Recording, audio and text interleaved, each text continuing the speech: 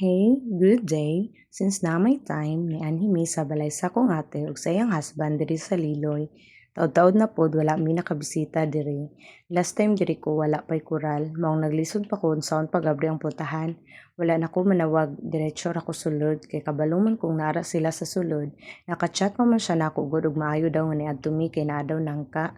Wala sila signal diri sa ilang balay pero naka-online siya kay nisimba man sila maong nakapasignal. Nisulod ra ko diretso. Naday sila sa kusina ning tayma maong walay tawo ni tagbo namo dayon. Dili ra ako isang nanhi dirihan ako'y kauban. Mao day nilang sala mga loves. Pagbutang jud dayon ako sa bag diretso dayon diri sa palibot. Mao na ilang nangka, mao day na ilang palibot sa balay daghan nga bagong tanom nga bulak. Nanginahanglan na sila mukaon sa nangka ug mahinog kay dili man sila mukaon og nangka dili sila hilig. Nga dili pud nila ibaligya ihatag ra. Nindot kaayo kay naara sa ubos ang bunga, no need na ang musaka.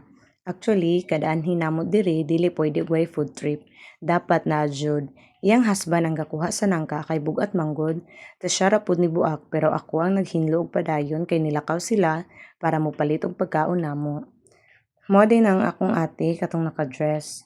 Iyang giingnan niyang husband nga moadto sila sentro para mopalit og para paniudto. Wala sila nakapamalit daan kay unplanned bitaw niya mong pagbisita.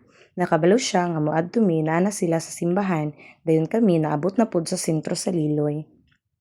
So kay nabilin ko, naghinlo ko sa nangka samtang nagpaabot nga maabot sila. Gagmay og sulod ilang nangka mga loves pero promise tamis na. Dugay na sab na ilang punuan sa nangka almost 20 years na daw ni kay taligyan na daw ni sa manghod sa husband sa kong ate nga nag-edad og 20 years old, now mag 21.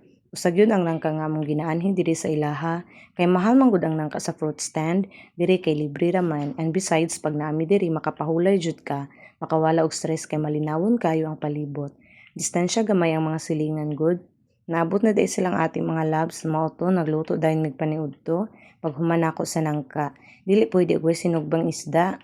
Ang utan di ay nga among giluto kay gikan na sab na sa garden sa kong ate. Ganahan gyud kaayo mi diri sa ilaha.